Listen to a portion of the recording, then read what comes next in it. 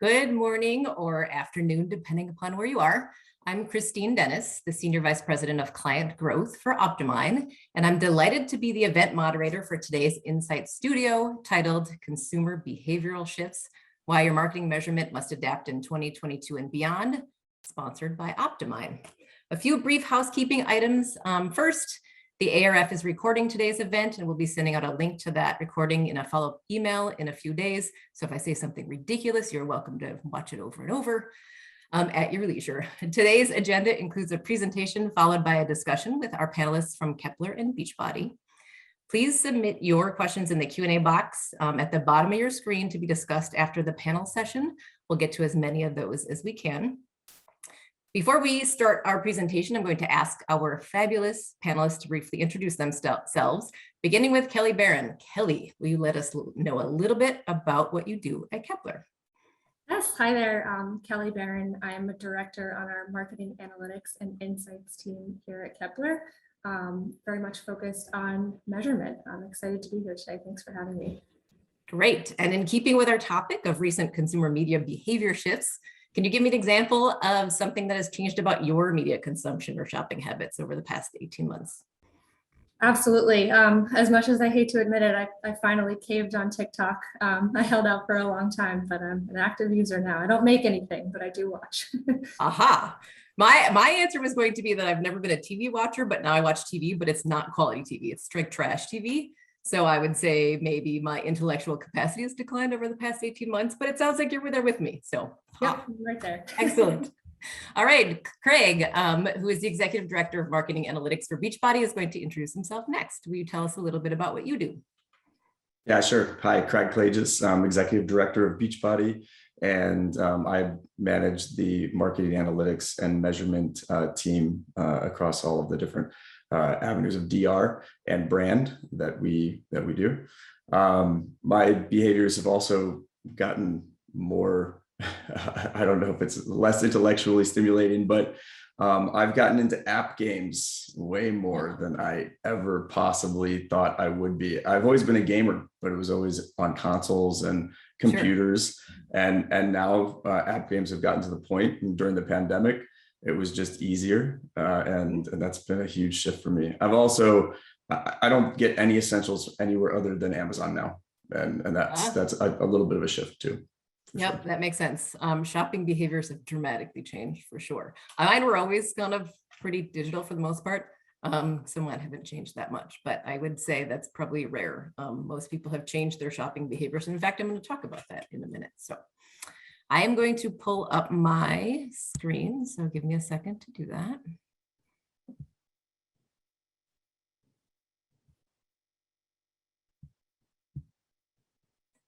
Okay. Can somebody give me a signal that they see my screen? Yes? Looks good. Excellent. Thank you. And only my PowerPoint screen, correct?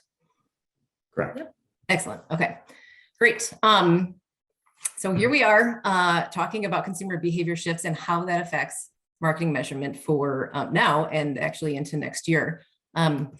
We are in, hold on a second, I'm not shifting my... There we go. Before we start, a bit about OptiMine. As the sponsor of this presentation, we'll give you a quick 2-second overview of who we are. We are an agile marketing measurement and optimization solution that helps brands measure the incremental contributions of digital and traditional marketing across online and offline conversion points.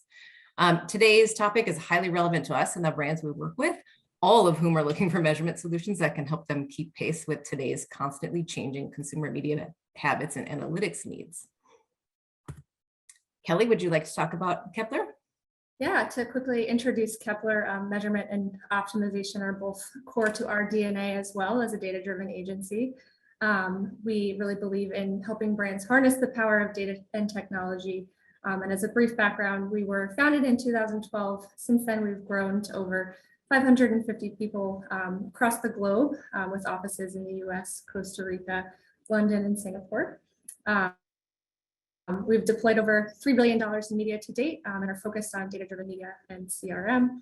And we also had the opportunity about 2.5 years ago to join the Q Collective alongside some awesome sister companies that you see there on the screen, including IDEO, Sibley, and SY Partners. Excellent. And full disclosure, Kepler and OptiMine share a client, so we're familiar with them, and also have worked with Craig quite a bit. So we're all friends on this panel. Feel free to ask us something. Test that if you like.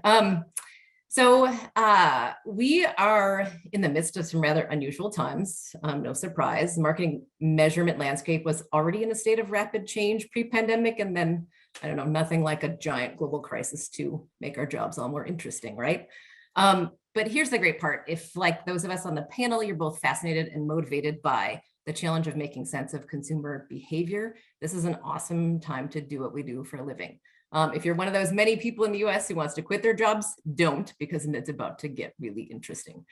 So we are going to talk about, there are countless really ways in which consumer behavior shift over the past 18 months. In fact, McKinsey reports that 3/4 of Americans claim to have changed their shopping behavior in the past 18 months, not unlike Craig, most of it going into online, but 40% importantly also say they've changed brands, which if you are marketing brands, that is a major step with which to be concerned. So we are going to talk about not just some of the shifts affecting measurement, but also how you can respond to those. But because the good people at the ARF advised against a 12-hour webinar, which, by the way, there is definitely enough content on this topic to talk for 12 hours, we'll briefly touch on 4 causes of disruption to measurement. A little bit about the continued uneven recovery expected, changes in media consumption, which we talked about our own habits, but I'll look at that more broadly. Privacy regulations, which were changing pre-pandemic and continue to change. And then media inflation. It's certainly something our clients universally have asked about in the past few months. So we'll address that as well, and then talk about some strategies for adapting measurement. Most industries are on a clear path to recovery from the shutdown in 2020, but recovery is likely to continue in fits and starts, and it's definitely not even amongst all categories. So this is another McKinsey piece of research. They put together this chart to illustrate varied recovery curves by industry. This was done really May 2020 to August 2021, so the last couple of months are not on here yet, but on one hand, the industries that thrived early in COVID, things like cosmetics, home goods, electronics, really everything that is very house focused, is seen sustained increases. So that performance is relatively sustained. That said, don't know when that will course correct. On the other hand, you have things like live entertainment and travel that are really still in a significant decline and have not gotten to a point of recovery yet. You know, there are some normalizing industries like grocery and drugstores, and then there's some others that are kind of approaching recovery in the space of automotive and restaurants and apparel retail. But that said, you know, as we learn more and more of the Greek alphabet, what happens when we run out of letters, I'm not really sure, but some of that will kind of come back and forth in fits and starts. The one constant, though, is that virtually every industry was significantly affected. If you are one of the few who is not, lucky you, but most have been dramatically affected, which means marketing measurement models pre-COVID really aren't as relevant for most businesses as they had been before, and now need to really respond to some adjustments. Yeah, Christine, one thing I wanted to touch on there is I think it's really important to understand your industry's recovery pattern or your industry's growth trajectory right now, because demand curves are so different than where they used to be. So I think just understanding, starting at the highest level, how much should we be spending next year or next quarter is really related to where you think you can be from an efficiency standpoint with the demand that's in market for you. And everyone's in a different place than they were. Well, most are in a different place than they were. So understanding this is actually really, really important. Yep, totally. I could not agree more. And that has something to do with how frequently you model your data, how often you're looking at marketing measurement as well. And we'll talk about that in a little bit. Of the published data about media consumption changes over the past 18 months, I found this study from the Knight Foundation to be the most interesting. It does only run through December 2020 to note, but It breaks down shifts in media consumption by generation. Kelly, are you a millennial? Yes. I have to put myself in that category. Your TikTok habit suggests so. So we haven't seen data from 2021 yet, but this underscores a few things. Younger and older adults are moving in very different direction when it comes to media consumption, meaning precise audience targeting is increasing in importance, and you may need to update some target assumptions in terms of how they use media. Another thing that this illustrates is that some of the largest increases come in emerging media vehicles that are toughest to measure. So as media consumption changes, this might require looking at your targeting in a different way. It may require thinking about media that you have not spent in, and it may require some really interesting and creative analytics approaches to see what you can learn as more and more adults are exploring channels that are harder for us to measure and keep track of.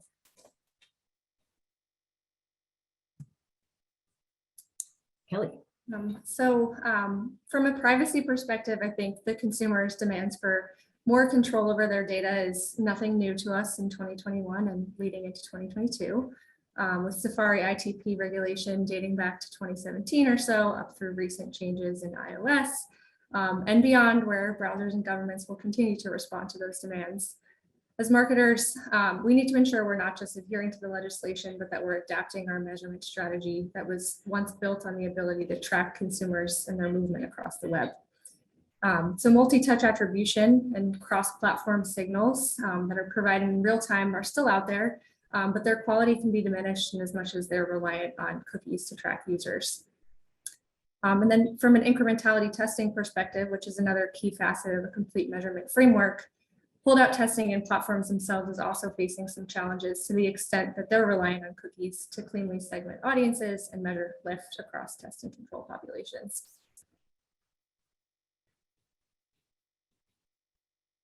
Sorry, I'm trying to shift to the next slide. Give me a second. Great.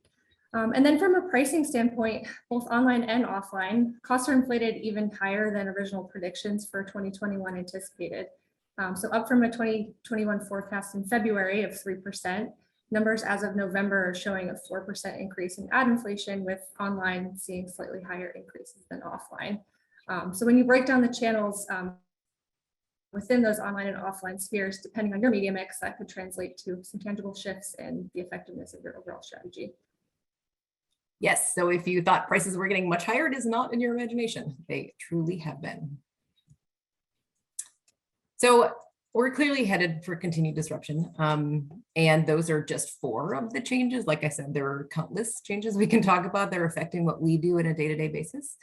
But let's talk about some strategies to get ahead of marketing measurement in over next year. And I am going to start with thinking about establishing an agile adaptation framework. And, you know, we talk about this at OptiMine quite a bit. The way we think about this is in 3, maybe 4 separate kind of principles. One is sometimes you just need to forget history for a moment. And when it comes to looking at data pre-pandemic, that is definitely the case. I'll walk through that in a minute. Also, let data be the guide to change and measure as frequently as you can, and really be investigating as much as you can what is happening with your measurement. And third, adopt quick analytics sprints. So measure frequently and make changes as quickly as you can determine they're necessary.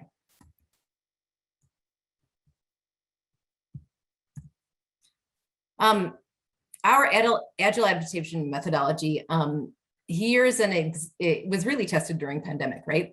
This is actual data from a regional retailer client of ours, and it shows you what's happening pre-pandemic as well as during the pandemic and during recovery.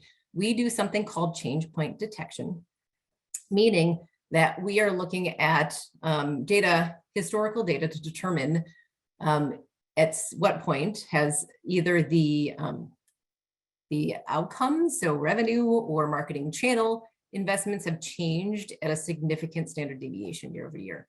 At that point, we determine that there is a different approach required for understanding what happens with data and what kind of time frame you're looking at to model on.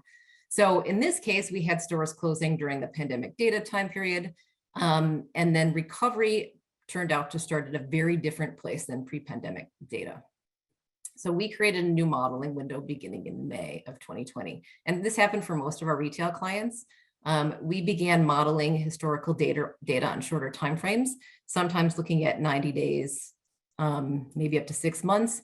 And on a rolling basis, we shortened those time windows until we were able to determine that the data we were looking at was predictive of where things were going. So we did forget a massive amount of historical data for most of our retail clients because it was not proving to be helpful from a recovery standpoint. So that narrow window was much more valid, produced more valid data than attempting to overlay controls for understanding and including pre-pandemic periods. So we have been modeling for most of our clients since May of 2020, some a little later than that, but it was important to shorten that data window in order to get an accurate model.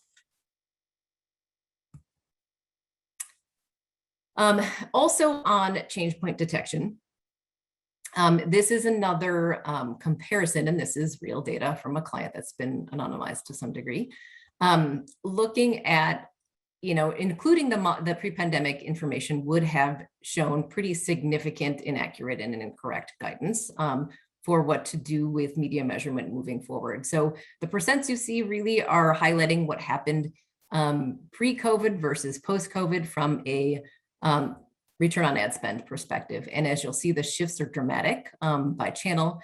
So we did some careful analysis to determine that our models were valid and that we were not including data that was going to swing it directionally in one way or another, and really focus ourselves around understanding the recovery period and what the media guidance is for the recovery period. It's just another example of that. Digging a little deeper, which is something that we do on most of our clients, go deeper than the media channel level and look at some specifics underneath that. One of the things that we were trying to understand is why TV performance increased during COVID era. Did spending change? Did CPMs change? Did strategy or creative change?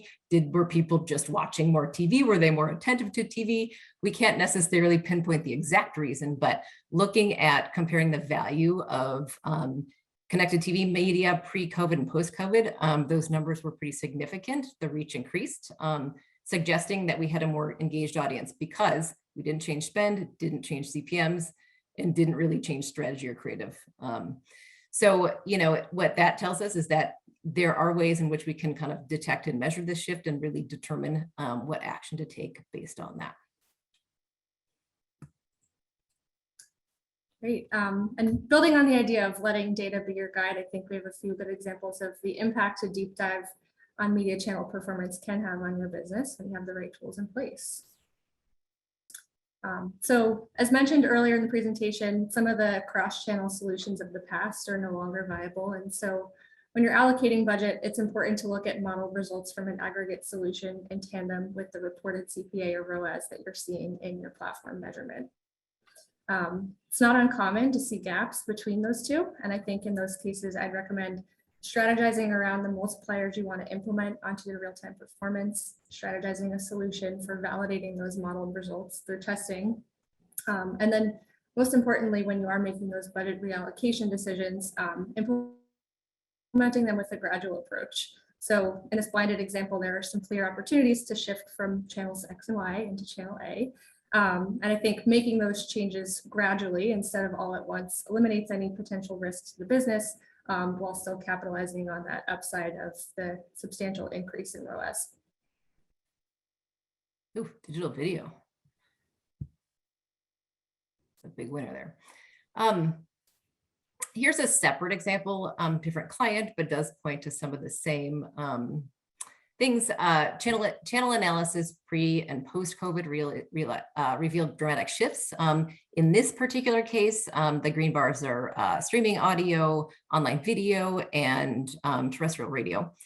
And diving deeper, what we wanted to understand is why those in particular had changed so dramatically. And first what we did, and I'm not showing this particular piece in the slide, but we did look at those channels and whether they affect in-store purchases versus online purchases.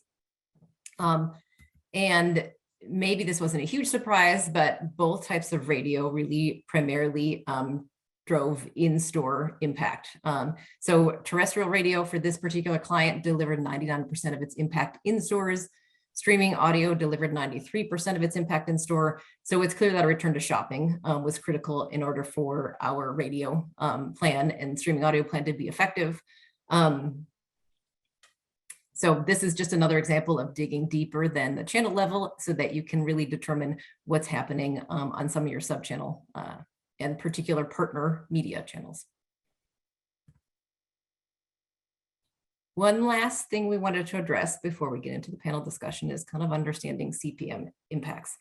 And as I mentioned, pretty much every one of our clients brought this up as a major concern third quarter and fourth quarter of this year. So here is an example of looking at what's happening to CPCs and CPMs pre-COVID and post-COVID. And so, or actually this is all post-COVID. So we looked at June and July 2020 versus May and June of 2021. Just to understand what's happening in pricing over that period of time. We looked at 2 months of data. One of the things I will say is that most of our clients, we refresh and rescore their data models every month. And so this allows us to look at things at a monthly or bi-monthly level. But what we did here was notice that Google CPCs were up 25%. Google CPMs are up 122% over that time. And so trying to understand whether this is really due to those cost increases or whether that became less effective for us, we simply removed spend from the equation, looking at a value per impression. This isn't a metric we always look at, but in the past number of months, it's been important to try to determine whether those cost increases have been affecting results and to what degree. So in this case, the return on ad spend is down 63%.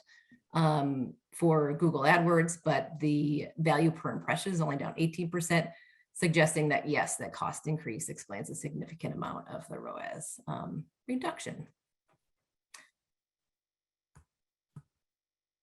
So I have some questions related to that. Unless Kelly or Craig, you wanted to start with anything.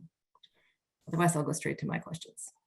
I think maybe just one thing, and hitting on what Kelly was showing in understanding your in-platform versus the sort of modeled ROIs, ROASs, or CPOs is really important over time to understand those factors and the changes in those factors and why those might be happening. I think the biggest one this year was the change from iOS and how it affected Facebook and the in-platform reporting sort of chaos that ensued from that.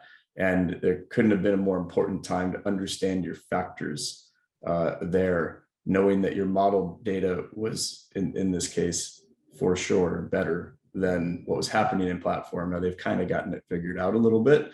There will be something new, I'm sure, in another few months, but those factors and understanding those over time, I think that's one, as people are looking to get value out of these kinds of webinars, that's one that I think gets missed often. And that's a really important one. That's fair. For Kelly, actually, I'll throw this one to you. What recent shifts in consumer behavior have most affected how we think about marketing from your standpoint? I guess I'll take it back to TikTok, but I think it extends to all in-app activity and data privacy regulation in general. I think we're constantly relying on multiple devices, and if we don't have a clean way to stitch those together at the granular level that we were used to tracking on in the past, it's hard to understand true effectiveness of your program, which I think makes it all the more important to have a complete framework. And I think the other thing with channels like that is it also shifts our understanding of brand media in general and how that gets measured. So, it doesn't always have to be the big expensive TV campaign anymore. Brand moments can come out of thin air seemingly with these viral moments. And that affects really performance of all of your campaigns when something like that happens. That's true. By the way, before we move on to asking Craig a question, just a reminder to send in your questions using the Q&A box, and I'll try to get to as many of those as possible toward the end. So Craig, how about you? What do you think the most recent shift is affecting how you think about measurement the most? Yeah, I mean, I love, so I'll probably hit on this in some different parts of the different questions, but is fragmentation of viewership has been not a problem, but it's been a trend with more devices and coming into play. But I think it's been exacerbated to the point of, the behavior changes that have happened have then created more fragmentation. And it is a little more like, death by 1,000 paper cuts, or maybe it's a little more positive than that. But to be in lots of places is more important for a brand anymore than it is to like own a thing. Owning a thing gets you a much smaller audience now than it used to. And if you like read advertising books from the 90s, like that's a really good strategy, and it's just not really anymore.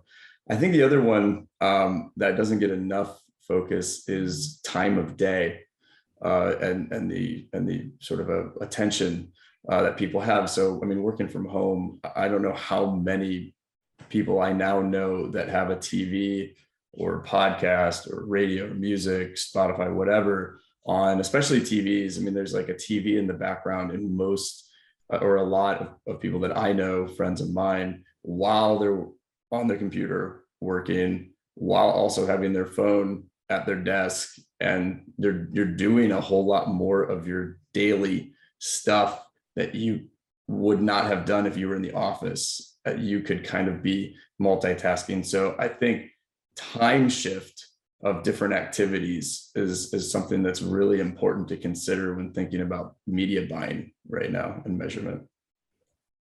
Yep, that's really smart. And I actually, to the ownership of a media vehicle, I think that it becomes more and more important now with media fragmentation to own an idea or a position in someone's minds versus trying to communicate through a single channel.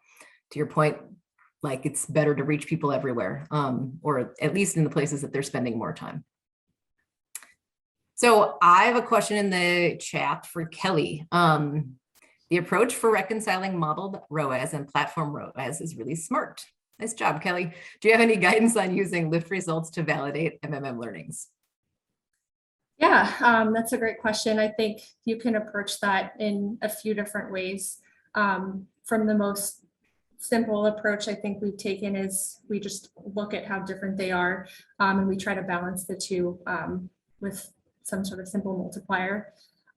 If you're building models yourself, I think you can use the results of those lift tests to choose the model specifically. And then, of course, as you're working with partners, so many people build the results right into the model, which is sort of the most advanced approach. And of course, you can take a blend of all three of those, but I think there's lots of different ways to approach it depending on your sophistication. Yeah, I'll add one more to that. That's a little more like it's a little softer probably, but organizationally, a tight partnership with your media team is incredibly important for those types of incrementality testing approaches. I know it's one of the challenges I've noticed in multiple companies is the back and forth and the partnership between those two teams. The better it is, the better those incrementality tests get verified before they go live from the data team. Then as they're being executed, the verification of that it's being executed the right way, and then post getting the results. And that's a really hard thing to do, especially for bigger organizations, to be that tight and to have those go off. But that's really, really important. Totally agree with you. I think that's the most important part, just figuring out ahead of time, how are we going to use this once it's done. Yep, that's fair. And we had, I think with the modeled ROAS opportunity, we have had clients look at the predictive tools that we have and compare take those optimization recommendations and predictive tools and then compare the outcomes to see if that was different from not using those recommendations. And so there's another way that you can kind of validate some of those modeled tests by doing that and making sure that you're tracking what you're doing with your plan prior. And then obviously you'd have like maybe a control market or two, but looking at what happens once you actually take those modeled recommendations too, which is kind of nice. There's a question for Craig in our Q&A. As a marketer, what is your POV on the need to move to probabilistic versus deterministic data? Oh my goodness. Of course, the biggest loaded question. And how did you get your company comfortable utilizing modeled data? This is a great question. This is something that every client of ours kind of has questions about once they start using modeled data. So give us a brilliant answer, Craig. Yeah, what I love about this question is there's no wrong answer. You can disagree, but nobody knows really. So I think you have to read the room at times. And I think right now is a time when the deterministic world is highly disrupted. Consumers are understanding better what's happening with their data and sort of uprising against it when they do know. The regulation and is against it is more happening more and more. GDPR and CCPA and all those kinds of things. So like government officials are becoming more informed based on their constituents becoming more informed. And then the fragmentation of devices and the Internet of Things, for all those reasons, right? I think deterministic and the fact that there is about 4 major solutions that are on the table right now, from ID consortiums to Flock to clean rooms. And none of that's been, nobody knows where it's going to go. So I will say right this minute, because I think it's an in the moment answer, I think probabilistic is the more accurate, most accurate way, but that it's not an all or nothing game, right? Like probabilistic can add or help to inform the other deterministic things you're doing, and you should be doing both when if you can. But I do think in a couple of years that could change very quickly. And if there is some agreement or some movement around things, related to agreement around how to connect this world, and there are lots of different ways that could happen, and maybe some that aren't even on the table yet, then again, probabilistic will never, I think the thing with probabilistic is it'll never go away. Statistical methods have been around for a really long time. They're just getting better. And so that's a great place to invest. But it doesn't mean you should ignore the other one. But right now, I can't imagine a world where all you're doing is relying solely on a deterministic approach. You're missing so much of the world right now. How about the second half of that question? How did you get your company you work with comfortable using modeled data currently or in your past? Oh, adoption. Adoption is the surest place for a MTA, MMM, advanced measurement approach to die. And it's I call it like the up and down and across approach. You have to tell everyone, you have to have a really, really good story, and you should be like I think I spend time every week against the story, because there's always someone new to inform. There's always someone coming in, a new exec, somebody on your team onboarding that needs to understand this complex world of advanced measurement. And if they haven't been in marketing, or if they haven't been in data in the last 5 years or whatever it is, it's all so different and also so nuanced in so many ways. And so I think you should be consistently building your story, testing it out in the marketplace, and internally across, with anyone that you possibly can. And the story needs to change for the executive level versus your, I would say mid-tier VP media level versus channel managers level, to get them to buy in, versus like your own data engineers that need to understand some different aspects of it. And then your own executives and your own on the analytics side as well. There isn't so you need to refine that story for each of those parties, and it needs to be a constant refinement. I think that's it's just like always be selling. You have to be selling your approach, and that, I think that's the only way. It's just so complex. That's fair. Kelly, what about you, from your standpoint, as the media agency, like how do you kind of get your clients comfortable using model data? Yeah, I think it goes back to constant validation and alignment up front. So you need to get all of the key stakeholders on the same page as to why it's important. And then once the results come out, building trust by having different sources and aligning on the methodology for how you're going to shift budget. So that everyone feels comfortable that with the decisions that are being made from that model output.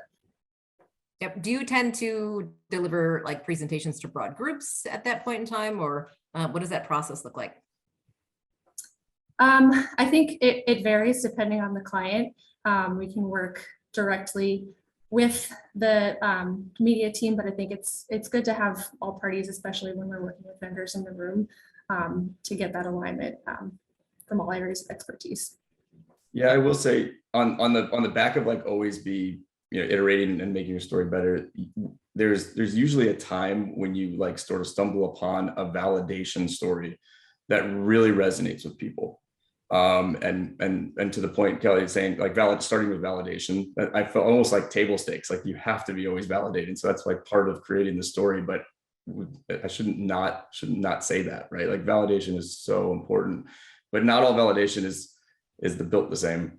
So I would say like there's times where you like stumble upon something, and if you're always out talking to folks in your organization about things and sort of testing these different ways of telling the story, when you find those validation nuggets that just really resonate, build on those and use them big time. Yep. There's a related question in the chat that it kind of expands on this a little bit, but Craig on the client side, Kelly on the agency side, I'm on the analytics side. The question is, how do you use each of your unique roles to ensure clients can take action on recommendations? Kelly, do you want to start from the agency?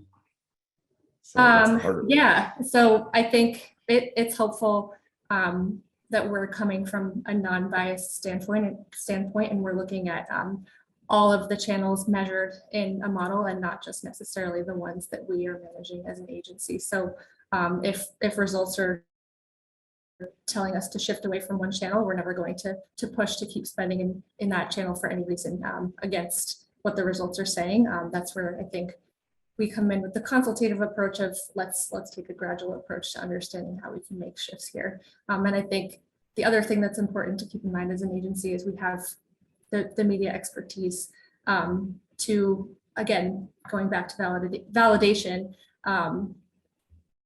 build a test in the platform, build a match market test to help supplement the learnings we're getting. Yeah, I think in the client space, in my experience at a few different companies now, it is about really helping, I think, the executives on both sides, the highest level executives on both sides, understanding how important the back and forth between analytics and media is. Analytics without media context is really empty. But the media sort of grading their own papers isn't a good thing for the company either. And so that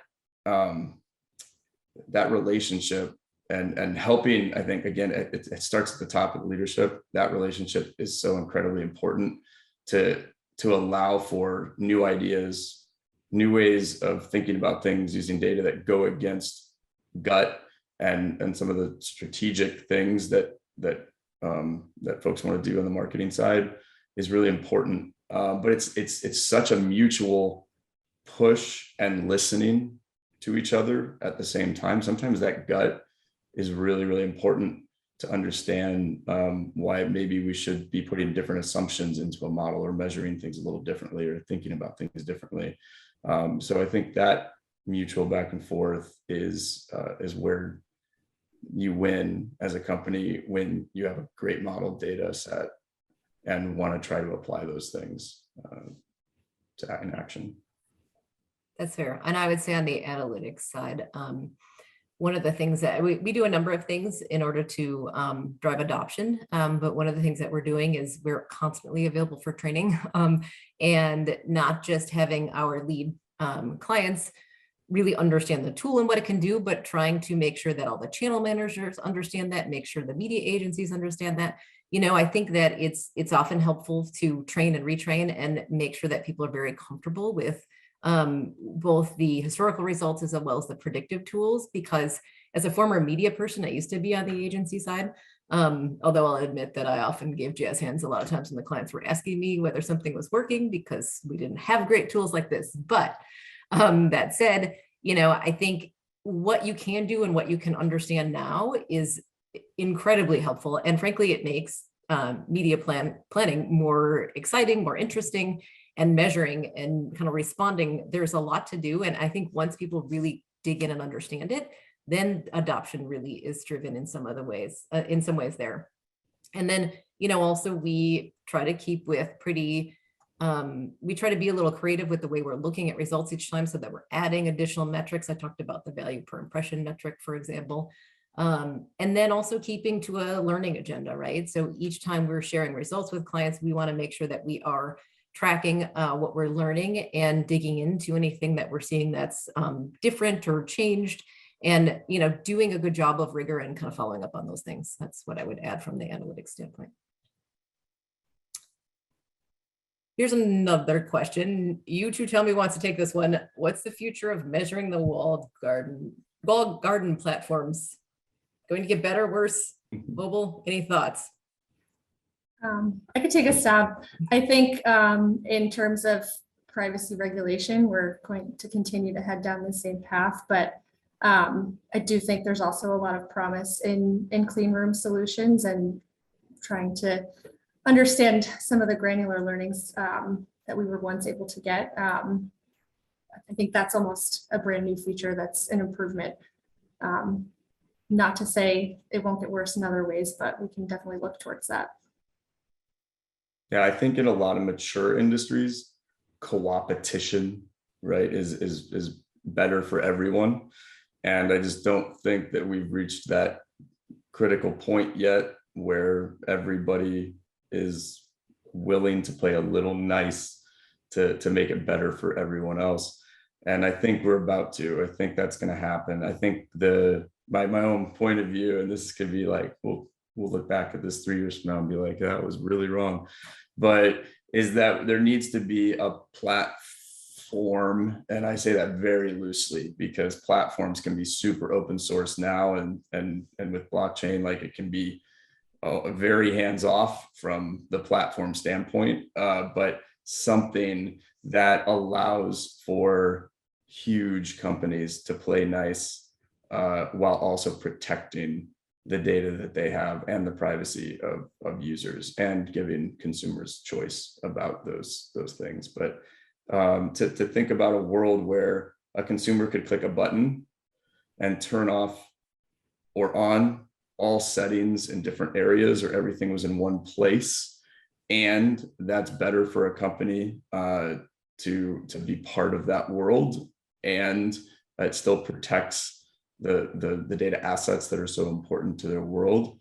Like, I don't know why that wouldn't be agreed upon by all parties. Well, I do know why in some cases, but I think that it's going to reach a point where that it just doesn't make sense to just to be too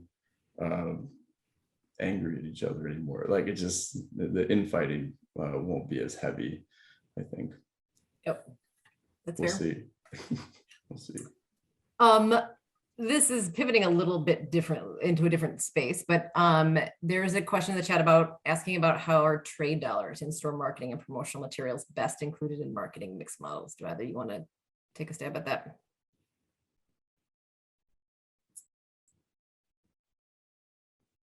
I'd be curious from your perspective. I can't say I have as much expertise there.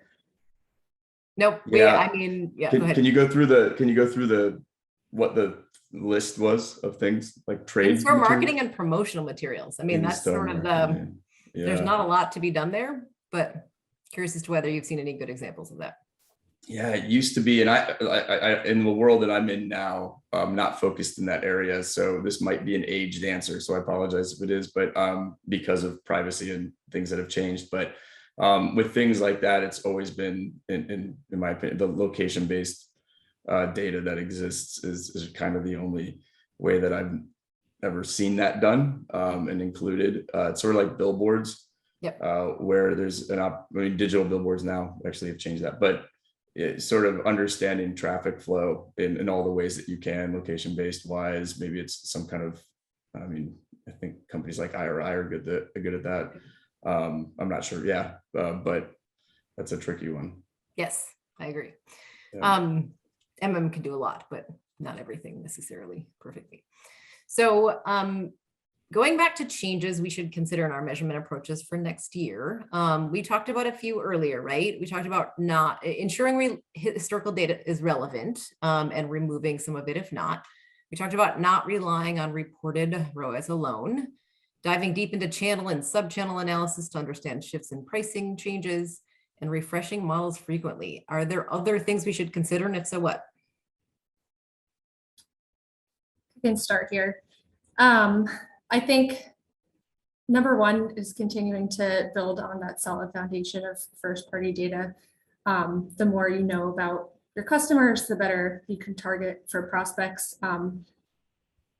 And then having the right measurement framework in place allows you to rapidly understand the success of those segments that you're building out based on learnings you do have.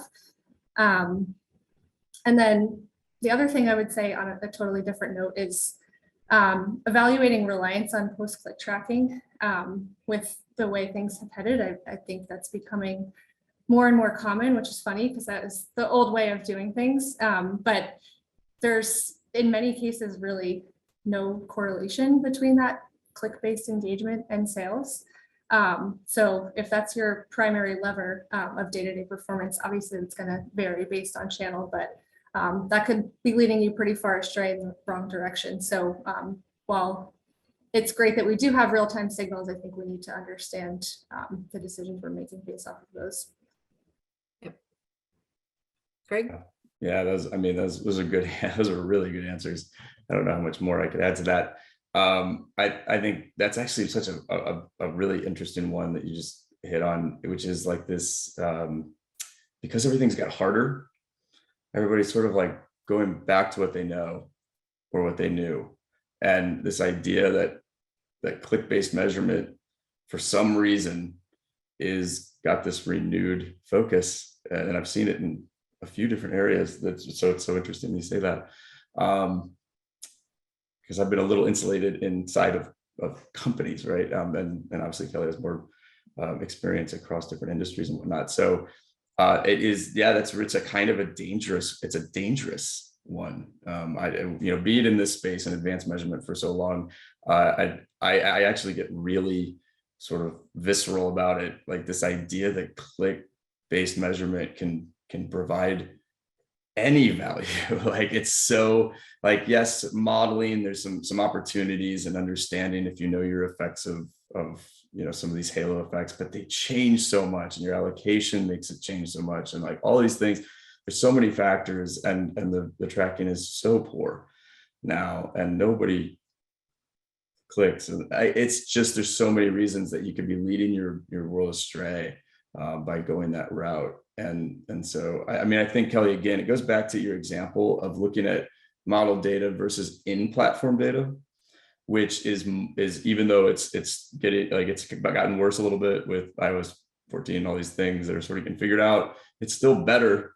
It's still way better to use that than for in real-time signals. If you understand some of the factors of what's happening with your model data with in-platform data, and you understand some of the changes that are happening and how consistent some platforms are versus others, there is opportunity for your channel managers if like real-time optimization is something that your organization's into, that can be really helpful.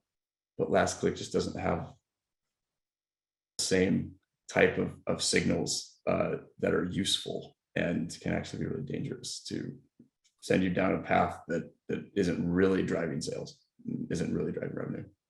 Yeah, I think what you said there about consistency is key. It can be pretty alarming if you've invested in one channel all along and results are now showing something different. So that goes back to a gradual approach and retesting over different periods of seasonality. If things keep changing all over the place, you don't necessarily want to react too strongly to that. And I'll say I think that's where on the client side, to go back, I think someone asked a question on the client side, what can you do?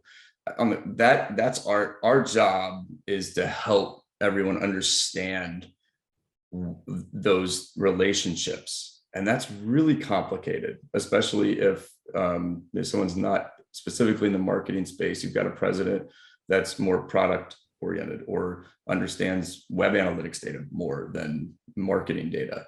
Like helping folks understand and educating why different measurement approaches can be good, bad, and different, right? Or right. That I think that's like you should always be educated. And you should have materials always ready as an analytics leader to help the next person who comes in, who's leading an organization or just starts to understand why you're taking the approach that you're taking, or at least trying to get to the approach that you're selling. And that why is really hard. Like it's like very discouraging, I think, for a lot of analytics professionals, especially if you got to leadership through you're a data scientist and now you're leading a whole team and like storytelling is not your thing, or like that kind of sales, like what a dirty word. But like it's if you ignore it, I mean, it's the adoption just won't be there. So I probably said that enough now. That's fair. Everyone understands how important it is to me, for sure. Yeah, some of those metrics give people a false sense of security, I feel like, and they're anything but the right way to think about it. So a couple more quick questions before we wrap up here. So I think one of the things I wanted to ask about is how do each of you stay on top of the constantly changing landscape and what's going on with consumer behavior? Like, what are some practices that you institute? I asked this in part because when I was doing research to kind of on this topic, there's just so much interesting data out there. I could look at it all day. I'm curious as to what you each do to stay on top of what's going on in your industry as well as consumer behavior patterns. I can jump in. I think conferences, webinars like this one are always great, newsletters. But the thing I find the most valuable and meaningful is just constant dialogue and making time for that, whether it's with our clients, our vendors, or most frequently, I think just in-house across teams. We're all kind of in this together, learning as we go. And I think I always find myself better understanding the changes at hand after I've bounced ideas off of somebody else who's in the same process. Yeah, from a client side, I think there's two ways that I'm thinking about my own habits that I feel like I've been able to help to keep myself informed.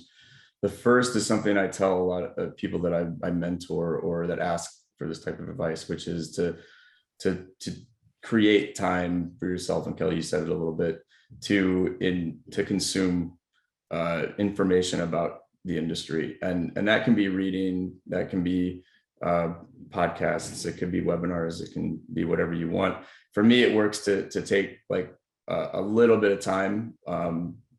Usually even just like a half an hour every day is a long time before the day starts. So I get connected a little bit early, and that's my industry, consumption time for me, but whatever works. And then from the client side, all the vendors or agencies or folks who are there to help you, let them help you, ask questions, ask for things, sign up for all of their stuff. You've selected them for a reason. So get their stuff, get their emails and their information, and don't be afraid to ask them for help in whatever part of the industry you're sort of thinking about at that time.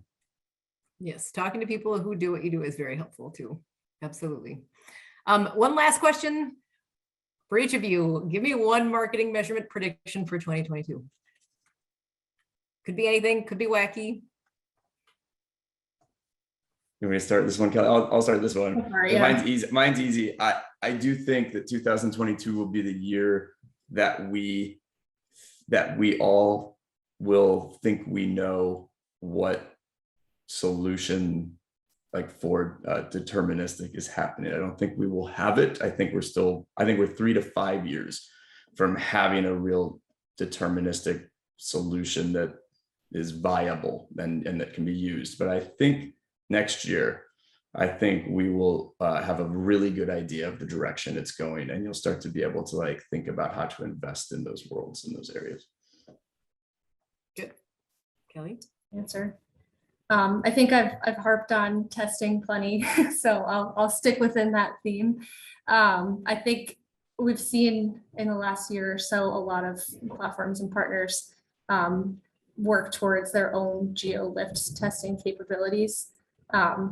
Something I hope to see, maybe not so much of a prediction, but what I'd like to see is utilizing that GeoLift strategy at a more granular level. I think it's been great and effective at measuring total channel or platform performance.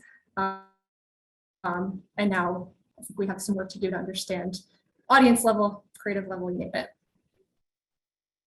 Excellent. Thank you.